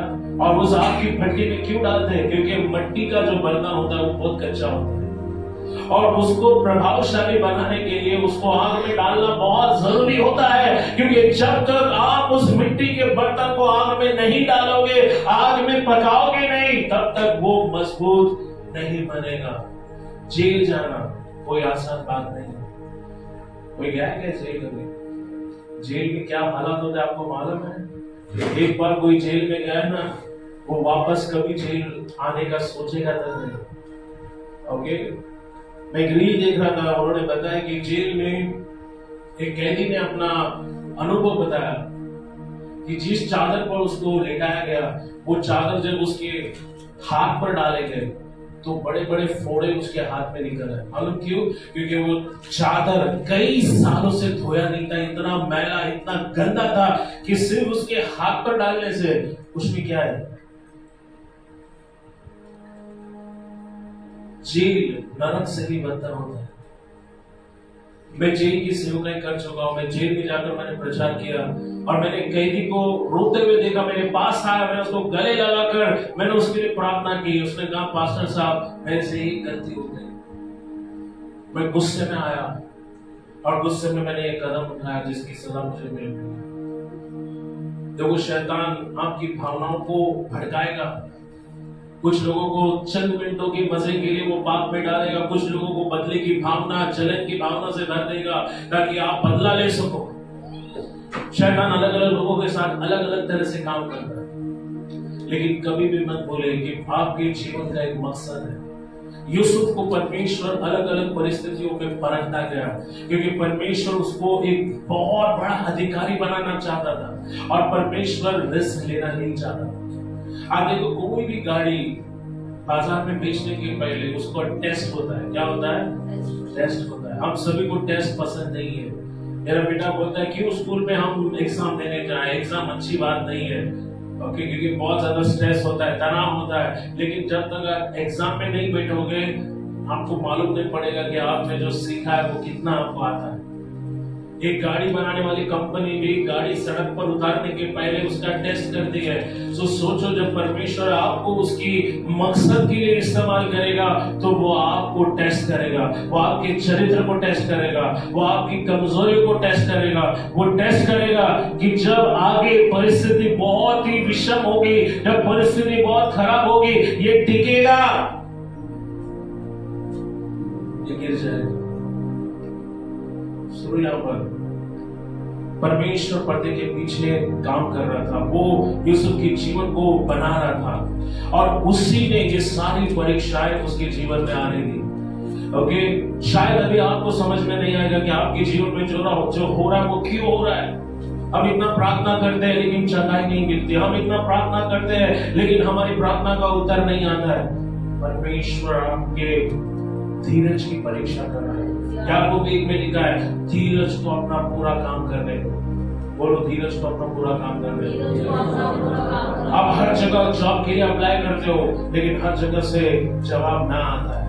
आप इंटरव्यू के लिए जाते हो लेकिन कोई भी आपको काम पर रखने के लिए तैयार नहीं है। लेकिन हताश मत होइए, हार मत मानिए, शराब का सहारा मत लीजिए। कुछ लोग जीवन में असफल जब होते हैं, जब उनको सफलता नहीं मिलती है तो वो नशा करने लगते हैं, शराब पीते हैं। जब ज्यादा गुस्सा आता है तो वो नशे के आदी बन जाते हैं। पर यूसुफ हमारे जीवन के लिए प्रेरणा है। उसके साथ इतना अन्याय हुआ लेकिन उसने अपनी सच्चाई, अपनी ईमानदारी को नहीं छोड़ा। परमेश्वर पर अपना भरोसा उसने नहीं छोड़ा। आपके भीतर में परमेश्वर आपको एक ऐसी पाठशाला से ले जाता है जो स्कूल में आप जाते हो, शायद इस संसार के स्कूल भी आपको जीवन के वो सबक नहीं सिखाएंगे जो जीवन आपको सिखाता है। समझ में आ रहा है आप लोग? जीवन जो सबक आपको सिखाता है वो आप जिंदगी भर नहीं भूलोगे। जो सबक आप स्कूल में सीखते हो उसको आप भूल जाओगे, पर जीवन के पाठशाला से जब परमेश्वर आपको ले जाता है, जब जीवन आपको जोर का धक्का मारता है, जब आप नीचे गिरते हो, परमेश्वर देखता है कि आप धीरज रखते हो, क्या आप अभी भी उसके वचन पर चल रहे हो, या आपने उस पर भरोसा करना छोड़ दिया। आपका चरित्र जो है उसका निर्माण होता है। आपका जो स्वभाव है उसे परमेश्वर तैयार करता है। परमेश्वर सफल होने के लिए आपको तैयार करता था कि जब आप सफलता के पायदान पर चढ़ो तो आप वहां से गिरे नहीं। कई लोग रातों रात स्टार बनते हैं और दूसरी रात नीचे भी गिरते हैं, लेकिन परमेश्वर जब आपको सफलता के पायदान पर ले जाएगा तो वो इस बात का ख्याल रखेगा कि आप लंबे समय तक उस जगह पर रहो। हालेलुया। आप देखो, उस दिन यूसुफ ने कोई गुनाह नहीं किया लेकिन फिर भी उसको जेल जाना पड़ा। अब देखो, आप लोग पढ़ सकते हैं वचन को। जेल में जाने के बाद यूसुफ के साथ क्या हुआ? वचन 11, 21। पर यहोवा यूसुफ के संग संग रहा। देखो यहाँ पर फिर हम देखते हैं यहोवा किसके संग रहा? यहोवा यूसुफ के साथ रहा और उस पर करुणा की। और बंदी गृह के दारोगा के अनुग्रह की दृष्टि उस पर हुई। पहले पोतीफर के अनुग्रह की दृष्टि उस पर थी। लास्ट वीक हम अनुग्रह के बारे में सीख रहे थे। यहाँ फिर से देखते हैं कि उस बंदी गृह का जो दारोगा था, जो अधिकारी था, जो जेलर था, उसका अनुग्रह भी उसको मिला। यीशु मसीह के बारे में हम पढ़ते हैं लूका 2:52 में, जब वो बड़ा हुआ तो वो सिर्फ शारीरिक रूप से बड़ा नहीं हुआ। बाइबल कहती है वह आत्मा में और शरीर में परमेश्वर और मनुष्य दोनों की कृपा में बढ़ता गया। अब सुनो, आप इस दुनिया में जी रहे हो। कई लोग बोलते हैं हमें लोगों से क्या लेना देना है, हमें लोगों की जरूरत नहीं है, मैं सीधा परमेश्वर से कांटेक्ट करता हूँ, राइट? मुझे चर्च जाने की क्या जरूरत है, मैं घर में भी बैठकर प्रार्थना कर सकता हूँ। ओके, मुझे पास्टर की बकवास सुनने के लिए क्यों चर्च जाना है? हेलो, दुनिया में ऐसा कोई नहीं है जिसको दूसरे की जरूरत नहीं। परमेश्वर ने ये दुनिया जब बनाई तो कुछ इस तरह बनाई कि हम एक दूसरे के ऊपर आधारित हैं। हालेलुया। कोई भी अपने आप इस दुनिया में जी नहीं सकता, हमें एक दूसरे की जरूरत है। इसलिए बाइबल में एक दूसरे के लिए बहुत सारे आज्ञा हैं। एक दूसरे से प्रेम रखो, एक दूसरे को क्षमा करो, एक दूसरे का हिम्मत बढ़ाओ, एक दूसरे की सहायता करो, एक दूसरे के लिए प्रार्थना करो। पढ़ते क्यों है? तो हम देखते हैं कि परमेश्वर का जितना अनुग्रह आपको चाहिए, लोगों का भी अनुग्रह आपको चाहिए। यीशु मसीह सिर्फ परमेश्वर के नहीं, मनुष्य के भी अनुग्रह में बढ़ता गया। और यहाँ क्या देखते हैं, यूसुफ पर जेलर ने भी क्या किया? अनुग्रह किया। जब वो पोतीफर के घर में था तो पोतीफर ने भी अनुग्रह किया, बोला मेरा सारा घर मैं तुझे देता हूँ, सिर्फ मेरे को एक टाइम का खाना दे। कितना बैंक में आ रहा है, कितना बैंक से जा रहा है, कितने लोगों का पगार हो गया, घर में क्या आया क्या गया, उसको कुछ मालूम नहीं था। उसने सारा जिम्मेदारी किसको दिया? और फिर उसकी परीक्षा होती है, उसमें वो पास होता है, जेल जाता है। जेल में भी जेलर परमेश्वर का अनुग्रह से दिख रहा है। और पूरा जेल का बॉस कौन बनता है? यूसुफ। अब जेलर को कुछ प्रॉब्लम नहीं था जेल में क्या हो रहा है, किसको खाना मिला, किसको नहीं मिला, कौन आया कौन गया, नहीं, क्योंकि सारा जेल का प्रबंध कौन संभाल रहा था? अब देखो, जेल जाने के बाद शायद उसने बोला होता कि परमेश्वर तेरे रास्ते से चलने का मेरे को क्या प्रतिफल मिला, क्यों मैं चर्च जाऊं, क्यों मैं बाइबल पढ़ूं? क्योंकि जितना बाइबल पढ़ता हूं, जितना प्रार्थना करता हूं, उतना ही लाइफ में प्रॉब्लम आ रहा है। ऐसा हुआ है किसी के साथ? आप ज्यादा प्रार्थना करें और ज्यादा प्रॉब्लम आ रहा है। एक सिस्टर ईमानदारी से हाथ उठाया, पास्टर हमारे साथ रहता हो, आप चर्च आ रहे हो, प्रॉब्लम बढ़ रहा है। बीमार के लिए प्रार्थना किया, दूसरे दिन मालूम पड़ा वो। सुने, परमेश्वर का योजना शायद अभी आपको समझ में नहीं आएगी, और परमेश्वर सारी चीजें आपको पहले से नहीं बताएगी। आपको बस विश्वास करना और विश्वास से कदम बढ़ाना। देखिए, वहां पर जेल में रहते हुए उसे फिर परमेश्वर ने जेल से उसको राजमहल पहुंचाया। पढ़ो वचन 23 को, 23। यूसुफ के वश में जो कुछ था उसमें से बंदी गृह के दारोगा को कोई भी वस्तु देखनी न पड़ती थी, क्योंकि यहोवा यूसुफ के साथ था, और जो कुछ वह करता था यहोवा उसको उसमें सफलता देता था। जो कुछ वो करता था यहोवा उसमें उसको सफल करता था। अब देखो, परमेश्वर जब परीक्षा लेता है तो ये परमेश्वर है जो तय करेगा कि आपका परीक्षा कितना लंबा समय चलेगा।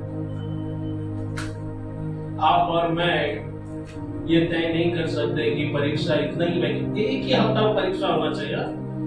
स्कूल में टाइम टेबल मिलता है ना, semester, first unit test, second unit test, final exam, कितना तारीख को कौन सा पेपर आने वाला है। बट जब परमेश्वर टेस्ट लेता है ना, वो कोई टाइम टेबल नहीं लेता है। हर बार कुछ अच्छा होते होते सब कुछ खत्म हो जाता है। अभी लगता है कि अभी कुछ उम्मीद है, अभी कुछ होगा अच्छा, लेकिन तभी सब कुछ पूरा पासा पलट जाता है और हम बोलते प्रभु तो किधर है। और याद रखो, तुम अभी भी टेस्ट में हो। जब बीएमसी मुंबई के रास्ते खोलती है तो वो आगे बोर्ड लगाती है, सावधान, कार्य प्रगति पर है। The work is in progress. पढ़ा बोर्ड, पढ़ा? क्यों वो बोर्ड लगाते हैं? अभी काम, यूसुफ के भी जीवन में परमेश्वर काम कर रहा था और परमेश्वर ने कहा बेटा अभी काम खत्म, अभी काम चालू है। अभी काम क्या है? इसलिए तुम्हारी प्रार्थना सुनी नहीं जा रही है, तुम बीमार गिर रहे हो, पैसा खत्म हो रहा है, प्रॉब्लम से प्रॉब्लम आ रही है, उपवास कर रहे हो, कुछ हो नहीं रहा है। परमेश्वर देखना चाहता है कि तुम प्रॉब्लम में कैसे हरकत करते हो, परीक्षा के समय में कैसे हरकत करते हो। सुनो, परीक्षा कितने लंबे समय चलेगी यह आप और मैं नहीं डिसाइड कर सकते, ये सिर्फ परमेश्वर करता है। यूसुफ के बारे में हम बाइबल में पढ़ते हैं, भजन संहिता 105:17 में बाइबल कहते हैं कि उसके जेल में जब वो गया तो उसको लोहे की सलाखें, बेड़ियां ठोकी गई। साम्स भजन संहिता 105:17। उसने यूसुफ नामक एक पुरुष को उनसे पहले भेजा था, हाँ। जो दास होने के लिए बेचा गया था। हाँ। लोगों ने उसके पैरों में बेड़ियां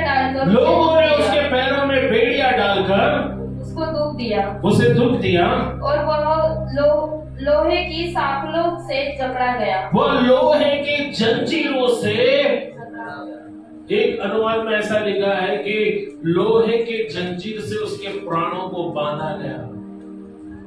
आगे देखो, जब तक कि उसकी बात पूरी न हुई तब तक यहोवा का वचन उसे कसौटी पर कसता रहा। हाँ देखो, जब तक कब तक? हम कभी कभी आए भरकर बोलते प्रभु कब तक ये प्रॉब्लम रहेगा, कब तक ये समस्या रहेगी, कब तक मैं ये तकलीफ झेलूंगा, कब तक ये बॉस, ये खड़ूस बॉस मुझे परेशान करेगा। जब तक परमेश्वर का मकसद पूरा नहीं होता, जब तक परमेश्वर का योजना पूरा नहीं होता, जब तक परमेश्वर का वचन आपकी कसौटी पर आपको कसता नहीं है, आपकी परीक्षा नहीं कर लेता, तब तक वो आपकी परीक्षा चलती रहेगी। सुनो यहां पर, ओके, बाइबल कहती परमेश्वर का वचन उसे परखता गया। अब्राहम को 25 साल तक इंतजार करना पड़ा अपने बेटे का। फिर परमेश्वर ने उसकी परीक्षा की, जब बेटा आया फिर परीक्षा हुई, क्योंकि परमेश्वर के पास योजना थी कि वो सिर्फ एक बेटे का बाप नहीं बने, वो राष्ट्रों का बाप बने। किसका बाप बने? हाँ, कुछ लोग थोड़ी मोटी आशीष लेकर खुश हो जाते हैं, बट परमेश्वर अगर आपको आशीष बनाना चाहता है तो आपको दुख, तकलीफ और पीड़ा से लेकर जाएगा, और तब तक लेकर जाएगा जब तक कि आपके स्वभाव में बदलाव नहीं आता। आप जब उस परीक्षा से बाहर आओगे, आप देखोगे आप बहुत बदले हुए व्यक्ति रहोगे। पहले छोटी छोटी बातों पर आप चिढ़ते थे, पहले छोटी छोटी बातों पे आप नाराज होते थे, छोटी छोटी बातों पे कट्टी लेते थे, माफ नहीं करते थे, लालच था, ओके, आपके मन में बहुत सारी दुविधाएं थी। लेकिन जब उस प्रक्रिया से आप बाहर आओगे, आप ब्रांड न्यू व्यक्ति बनकर आओगे। Hallelujah, hallelujah. जब चांदी और सोने को पुराने होने पर उसको नया कैसे बनाते हैं मालूम है? उसको आंख में डालते हैं, और आंख से वो जब बाहर आते हैं तब उनकी शाइनिंग और भी निखरती है। पहले पतरस कहता है कि तुम्हारे मूल्य नाशवान सोने से भी बड़ा है। तमाम बोलो, नाशवान सोने से भी मेरी कीमत ज्यादा है, नाशवान सोने से भी मैं कीमती हूँ। सो आपको कीमती कैसे बनाता है मालूम? परमेश्वर वो आपको आग की भट्टी से ले जाता है, वो आपको आग की भट्टी जैसी तकलीफों से और पीड़ाओं में से ले जाता है। हमेशा याद रखें, परमेश्वर का मकसद आपके जीवन में आपकी भलाई के लिए, ना कि आपकी बुराई के लिए। कोई कहे प्रेज द लॉर्ड, हालेलुया। आगे हम देखते हैं, लास्ट वचन हम देखेंगे उसी अध्याय में। अब जेल में जाने के बाद जेल के कुछ उसके दोस्त, उनको सपना आता है। 40 अध्याय में आप जाएंगे और 40 अध्याय के वचन 1 से आप लोग वचन 9 या 10 तक पढ़ेंगे। इन बातों के पश्चात ऐसा हुआ कि मिस्र के राजा के पिलाने हारे और पकाने हारे ने अपने स्वामी के विरुद्ध कुछ अपराध किया। तब फिरौन ने अपने उन दोनों हाकिमों अर्थात पिलाने हारों के प्रधान और पकाने हारों के प्रधान पर क्रोधित होकर उन्हें कैद करा के अंगरक्षकों के प्रधान के घर के उसी बंदी गृह में जहाँ यूसुफ बंदी था डलवा दिया। तब अंगरक्षकों के प्रधान ने उनको यूसुफ के हाथ सौंपा और वह उसकी सेवा टहल करने लगा। अतः वे कुछ दिन तक बंदी गृह में रहे। मिस्र के राजा पिलाने हारा और पकाने हारा बंदी गृह में बंद थे। उस दोनों ने एक रात में अपने अपने होनहार के अनुसार स्वप्न देखा। सवेरे जब यूसुफ उनके पास अंदर गया तब उन पर उसने जो दृष्टि की तो क्या देखता है कि वे उदास है। इसीलिए उसने फिरौन के उन हाकिमों से जो उनके साथ उनके स्वामी के घर के बंदी गृह में थे पूछा, आज तुम्हारे मुंह क्यों उदास है? उन्होंने उनसे कहा, हम दोनों ने स्वप्न देखा है और उनके फल का बताने वाला कोई भी नहीं। यूसुफ ने उनसे कहा, क्या स्वप्न का फल कहना परमेश्वर का काम नहीं है? मुझे अपना स्वप्न बताओ। तब पिलाने हारों का प्रधान अपना स्वप्न यूसुफ को यह बताने लगा, मैंने स्वप्न में देखा है कि मेरे सामने एक दाखलता है और दाखलता है और उनमें 3 डालियां है और उसमें से मानो कलियां लगी है और वो फूली है और उसके गुच्छे में दाग लगकर पक गई। फिरौन का कटोरा मेरे हाथ में था, सो मैंने उन दागों को लेकर फिरौन के कटोरे में निचोड़ा और कटोरे को फिरौन के हाथ में दिया। यूसुफ ने उससे कहा, इसका फल ये है कि 3 डालियों का मतलब 3 दिन है। सो अब से 3 दिन के बाद फिरौन तेरा सर ऊंचा करेगा और फिर से तेरे पद पर तुझे नियुक्त करेगा और तू पहले की नहीं फिरौन का पिलाने हारा होकर उसका कटोरा उसके हाथ में दिया करेगा। सो जब तेरा भला हो जाए मुझे याद रखना। अब आपको मालूम है, अगर आप घर जाकर पढ़ो, टाइम मेरे पास कम है। पिलाने हारा खिलाने हारा कौन है मालूम है? राजा के 2 दास होते हैं। ओके, एक राजा को कप में शराब या मदिरा या दाफरस देता है और पकाने वाला खाना बनाकर राजा को खिलाता है। सुनिए, यहाँ पर एक दिन राजा को उन पर गुस्सा आया। किस कारण से गुस्सा आया मालूम नहीं। शायद पकाने वाले ने खाने में थोड़ा मिर्च ज्यादा डाल दिया, थोड़ा नमक ज्यादा हो गया, या फिर जो पिलाने वाला था उसके हाथ से कुछ गलती हो गई, शायद ग्लास गिर गया होगा, पता नहीं। पर राजा को उन पर बहुत गुस्सा आया और दोनों को राजा ने बोले, इनको मेरे सामने से लेकर जाओ, जेल में डालो। अब जेल में डालने के बाद क्या हो? दोनों को सपना है। रात को सोने के समय प्रार्थना करो आज कि प्रभु आप मेरे जीवन में जो करना चाहते हैं स्वप्न के द्वारा मुझसे बात करें। कितने लोग सपना देखना चाहते हैं? कुछ लोगों को सपने में भूत दिखाई देता है तो हॉरर फिल्में देखना बंद करो, क्योंकि जो आप देखते हो वही फिर आपके सपने में दिखाई देगा। पर जब परमेश्वर बातें करता है सपने में, तब परमेश्वर अपनी योजनाओं को आपको दिखाएगा। और अंतिम दिन में पतरस कहता है कि तुम्हारे दास दासियां सपने देखेंगे, दर्शन देखेंगे। तो प्रार्थना करो कि परमेश्वर आज रात जब मैं सोने जाऊंगा आप मुझसे बातें करो। कैसे बातें करो? स्वप्नों के द्वारा, दर्शन के द्वारा। हालेलुया। अगर आप शादी करना चाहते हो, प्रभु से बोलो, प्रभु जो राजकुमारी मेरे लिए रखा उसको सपने में दिखा। जो राजकुमार आपने मेरे लिए रखा है उसको दिखा। अगर आप नौकरी के लिए प्रार्थना कर रहे हो, बोलो प्रभु कहां पर मुझे काम करना चाहिए मुझे बताए। परमेश्वर बातें करता है और वो स्वप्न और दर्शन के द्वारा बातें करता है। दोनों ने सपना देखा, लेकिन सपने का अर्थ बताने वाला कोई नहीं था। यूसुफ ने दोनों का मुंह देखा लटका हुआ है। उन्होंने कहा, आओ मुझे बताओ, मैं तुम्हें सपने का अर्थ बताऊंगा। क्या सपने का अर्थ बताना परमेश्वर का काम नहीं है? देखो, जेल में भी वो परमेश्वर की बातें कर रहे हैं। जेल में भला कौन परमेश्वर की बातें कर रहे हैं? आप परमेश्वर की इतनी सेवा कर रहे हो, इतना उसके रास्ते पे चल रहे हो, और आखिर में उसकी आज्ञा मानने के लिए अगर आपको जेल में डाला जाए, आप उसका नाम भी लेना पसंद करोगे? पर यूसुफ परमेश्वर से प्रीति रखता था। यूसुफ परमेश्वर पे भरोसा करता था। वो जानता था कि जीवन में सुख और दुख एक ही सिक्के के 2 पहलू हैं। शायद परमेश्वर मुझे इस परिस्थिति में तैयार कर रहा है। यूसुफ ने अपने आप को कड़वा होने नहीं दिया। यूसुफ ने अपने आप को क्रोधित होने नहीं दिया। कई बार लोग परमेश्वर से भी क्रोधित होते हैं। मालूम, कुछ लोग परमेश्वर से नाराज होते हैं और चर्च आना छोड़ देते हैं। मैं एक पास्टर की पत्नी को जानता हूं, बस इतनी किस्मती से उनका बेटा एक पार्टी में गया और उसने थम्स अप की बोतल ली और वो थम्स अप पीना चालू किया। कुछ ही देर में उसको उल्टियां होने लगी और शादी का ही कुछ समारोह था और वहां से उसको अस्पताल लेकर गया और अस्पताल में उस जवान ने दम तोड़ दिया और उसकी पत्नी ने तब से परमेश्वर पे भरोसा करना छोड़ दिया। उनके पति पास्टर है बट पत्नी विश्वास नहीं करती।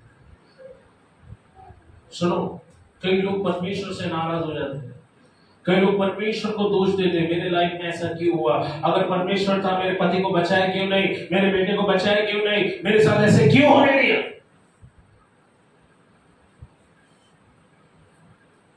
कई सारे सवाल जिसका जवाब हमारे पास।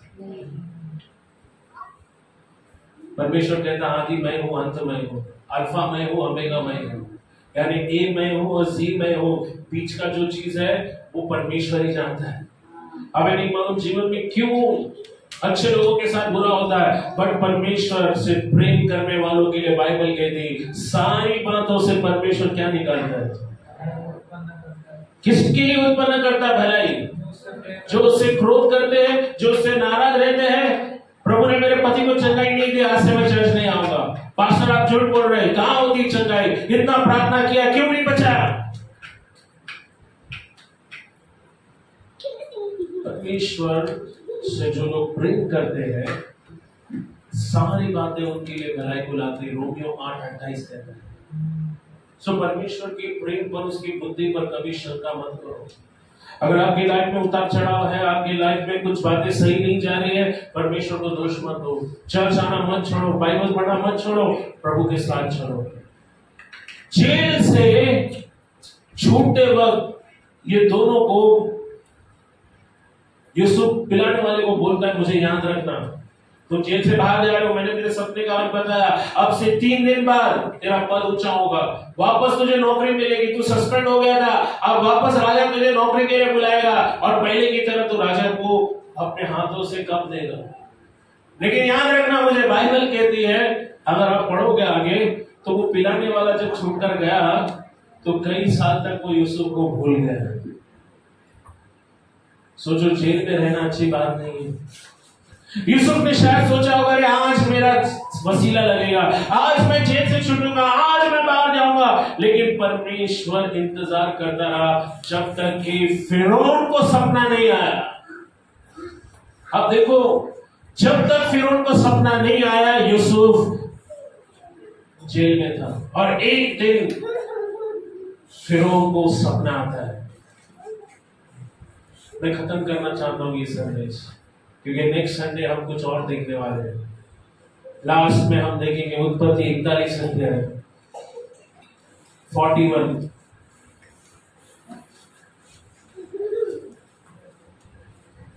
जब वो मिस्र के फिरौन के पास जाता है तो क्या होता है। फिरौन कौन है? मिस्र का राजा। और देखो वो राजा उसके बारे में क्या कहता है। हाँ, एक वचन को पढ़ो। पूरे 2 बरस बीतने पर फिरौन को ये सपना आया। देखो, जब वो पिलाने वाला जेल से बाहर निकला, उसके बाद कितने साल तक उसने याद नहीं रखा? 2 साल तक उसको याद नहीं आया। और जब 2 साल बीतने पर फिरौन को सपना है, फिरौन मिस्र का राजा था, उसने जब सपना देखा, पढ़ो। पूरे 2 वर्ष बीतने पर फिरौन ने यह सपना देखा कि वह नील नदी के किनारे खड़ा है और उस नदी में 7 सुंदर और मोटी मोटी गायें निकलकर कछार की घास चरने लगी। और क्या देखा कि उनके पीछे 7 गायें जो कुरूप और दुर्बल है नदी से निकली और दूसरी गायों के निकट नदी के तट पर जा खड़ी हुई। तब ये कुरूप और दुर्बल गायें उन 7 सुंदर और मोटी मोटी गायों को खा गई। तब फिरौन जाग उठा और वह फिर सो गया और दूसरा सपना देखा कि एक डंठल में से 7 मोटी और अच्छी अच्छी बालें निकली। और क्या देखा कि उनके पीछे 7 बालें पतली और पुरवाई से मुरझाई हुई निकली और इन पतली बालों ने उन 7 मोटी और अन्न से भरी हुई बालों को निगल लिया। तब फिरौन जागा और उसे मालूम हुआ कि यह स्वप्न ही था। भोर को फिरौन का मन व्याकुल हुआ और उसने मिस्र के सब ज्योतिषियों और पंडितों को बुलवा भेजा और उनको अपने स्वप्न बताए, पर उनमें से कोई भी उनका फल।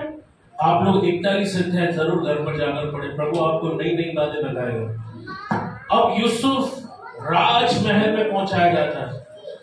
जब मिस्र देश के बड़े बड़े जादूगर और पंडित भी उस राजा के सपने का अर्थ नहीं बता पाते, तब पिलाने वाले को याद आता है कि देखो कोई है जेल में जिसने 2 साल पहले मेरे सपने का अर्थ बताया, क्यों ना हम राजा के सामने उसे खड़ा करें। अब देखो राजा का क्रोध बहुत भयानक था, अगर उसका कोई काम नहीं हुआ पूरा तो एक व्यक्ति के क्रोध के कारण कई लोग मारे जा सकते। जो पंडित थे, जादूगर थे, ज्ञानी थे, विद्वान थे, सब लोग फेल हो गए। और तब राजा ने कहा क्या मेरे सपने का अर्थ बताने वाला कोई नहीं है। तब पिलाने वाले को याद आया और फिर मिस्र के राजा ने फरमान दिया जाओ उस कैदी को बाहर निकालो।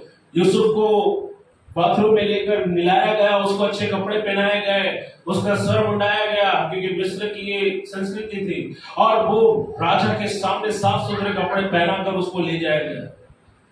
यूसुफ ने अपना सर नीचे रखा और फिरौन ने उसे कहा देख मेरे सपने में 6 पतली गाय, 7 पतली गाय और 7 दुबली पतली गाय दिख और 7 हष्टपुष्ट गाय दिख। लेकिन जो ताजा मोटी गाय थी उनको दुबली पतली गायों ने खा लिया। इसका मतलब क्या है? फिरौन ने कहा तेरे सपने का अर्थ परमेश्वर तुझे देगा। उसने कहा राजा सुन, तेरे सपने का अर्थ यह है जो 7 ताजा और मोटी गाय है, ये 7 सूकाल यानी अच्छे 7 साल हो गए जब तेरे देश में सारे खेतों में सबसे अच्छी फसल आएगी। और जो 7 साल जो है वो अकाल के हैं, यानी 7 साल में ऐसा भयंकर अकाल आएगा कि पूरी दुनिया में वो अकाल नहीं होगा। राजा बहुत ही खुश हुआ। अब एक राष्ट्रीय आपदा, पूरे देश पर एक बहुत बड़ा संकट आने वाला था और राजा को मालूम पड़ गया कि वो संकट क्या है। और राजा इतना खुश हुआ, उसने बोला मेरे देश के पंडित और इतने ज्ञानी समझदार लोग भी मेरा सपने का अर्थ नहीं बता पाए, लेकिन एक मेरे जेल का कैदी वो मेरे सपने का अर्थ बताता है। देखो वचन 38 में वो यूसुफ से क्या कहता है। इसीलिए फिरौन ने अपने कर्मचारियों से कहा क्या कहा? क्या हमको ऐसा पुरुष जैसा यह है जिसमें परमेश्वर का आत्मा रहता है मिल सकता है क्या? सुनो, ये अविश्वासी राजा यूसुफ के बारे में साक्ष्य देता है, गवाही देता है। उसको परमेश्वर के बारे में कुछ मालूम नहीं था। यूसुफ कौन से परमेश्वर को मानता है, लेकिन वो एक बात जानता था कि ये जो व्यक्ति मेरे सपने का अर्थ बता सकता है, ये कोई साधारण व्यक्ति नहीं है। जिस समझदारी और बुद्धि से इसने बातें की, ये समझदारी और बुद्धि साधारण लोगों में नहीं होती। उसने कहा क्या परमेश्वर का आत्मा जिस तरह यूसुफ के अंदर काम करता है, क्या इसके जैसा कोई और हमको मिलेगा? सुनो, यूसुफ समझदार था, ज्ञानी था, इस बात का ढिंडोरा नहीं पीटा। हमारी गवाही हमें नहीं देनी चाहिए, हमारी गवाही अविश्वासी लोगों ने देना चाहिए कि देखो परमेश्वर का आत्मा इसके अंदर रहता है, ये परमेश्वर का दास है, ये परमेश्वर की सेविका है, ये परमेश्वर के बच्चे। हमारे आजू बाजू के लोग क्या परमेश्वर की उपस्थिति को हमारे लाइफ पर देखते हैं? जब हम उनकी समस्याओं के लिए प्रार्थना करते हैं, उन्हें देखना चाहिए कि उनकी प्रॉब्लम्स दूर हो रही है। जब वो अपने बीमार बच्चों के लिए हमारे पास आते हैं, हमारे लिए प्रार्थना करो, और जब उनके बच्चे अच्छे होते हैं वो बोलेंगे ये सच में इनका परमेश्वर महान है। फिरौन अविश्वासी जो परमेश्वर को नहीं जानता था, वो क्या कहता है वचन 38 में, अपने सारे कर्मचारियों से कहता है परमेश्वर ने जो, पढ़ो वचन 38। फिरौन ने अपने कर्मचारियों से क्या हमको ऐसा पुरुष जैसा यह है जिसमें परमेश्वर का आत्मा रहता है मिल सकता है क्या? वचन 39। फिर फिरौन ने यूसुफ से कहा परमेश्वर ने जो तुझे इतना ज्ञान दिया, उसके इस ज्ञान और बुद्धि का स्रोत कौन था मालूम है? परमेश्वर। अपने बच्चों पर हाथ रखकर प्रार्थना करो और बोलो परमेश्वर उसको ऐसी बुद्धि और ज्ञान दे कि संसार में किसी के पास ऐसा ज्ञान और बुद्धि न हो।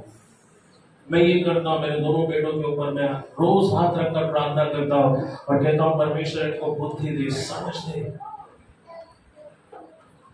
यूसुफ की बुद्धि, उसकी ब्रिलियंस, उसकी इंटेलिजेंस का स्रोत कौन था मालूम है? परमेश्वर था। और बाइबल कहती है राजा तक इस बात से हैरान हुआ कि उसके सबसे होशियार और सबसे अक्लमंद लोग भी उसके सपने का अर्थ नहीं बता पाए, लेकिन यूसुफ ने सपने का अर्थ बताया। बाइबल क्या कहती है, उसने क्या कहा, तुझे तो परमेश्वर ने इतना ज्ञान दिया है, तेरे तुल्य कोई समझदार और बुद्धिमान नहीं, इस कारण तू मेरे घर का अधिकारी होगा। देखो यूसुफ विश्वास योग्य था जब वो पोतीफर के घर में था। ओके, उसके स्वामी ने उसको पाप में गिराने की कोशिश की, लेकिन फिर भी उसने समझौता नहीं किया, उसने वो विश्वास योग्य बना रहा। जेल में उसकी विश्वास योग्यता परखी गई, जेल में डालने के बाद भी उसने परमेश्वर का रास्ता नहीं छोड़ा। आखिर में जेल से वो राजमहल पहुंचा। Hallelujah, hallelujah. आज आप जिसको निराशा से देख रहे हैं वो शायद आपकी सफलता की सीढ़ी है। हालेलुया। इसलिए जीवन में कभी हताश या निराश मत हो। ये वचन 41 कहता है, फिर फिरौन ने यूसुफ से कहा, सुन, आज मैं तुझको मिस्र देश का अधिकारी ठहराता हूं।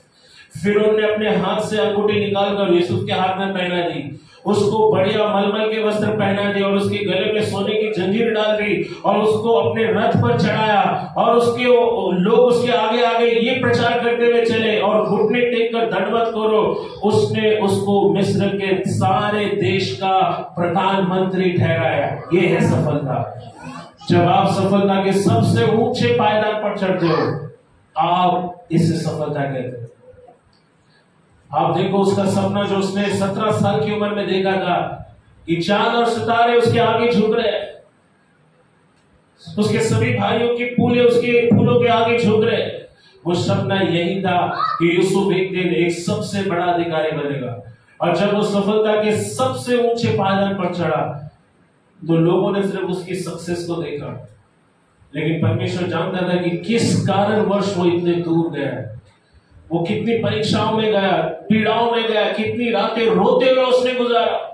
मुझे नहीं मालूम यहाँ पर कितने लोग हैं जो रोकर रात में प्रार्थना कर रहे हैं, बट अगर आप रोकर प्रार्थना कर रहे, परमेश्वर जरूर एक दिन अपनी भलाई आपको दिखाएगा। एक दिन जरूर आप देखोगे कि परमेश्वर आपके जीवन को इतना ब्लेस करेगा कि लोग फिर उनकी तरह कहेंगे कि ये परमेश्वर का बेटा है, ये परमेश्वर की बेटी है और परमेश्वर का आत्मा इनके अंदर है। Hallelujah, hallelujah. अगर आप यूसुफ की पूरी स्टोरी को पढ़ोगे आपको मालूम पड़ेगा कि जो भाइयों ने उसे धोखा दिया था, उसे बेच डाला, जब उसके भाई उसके सामने आए, सबसे बड़ा अधिकारी होने के बाद वो अपने भाइयों को मौत के घाट उतार सकता था, लेकिन यूसुफ ने ऐसा नहीं किया। यूसुफ ने उनको क्षमा किया और कहा, मैं तुम्हारा छोटा भाई यूसुफ हूं जिसको तुमने गड्ढे में डाला, तुमने मेरे साथ बुराई की, तुमने मेरे लिए गड्ढा खोदा, लेकिन उसी गड्ढे से परमेश्वर ने मुझे ऊंचाइयों पर पहुंचाया। तुमने मेरे साथ बुराई की, लेकिन मैं तुम्हारे साथ न्याय किया।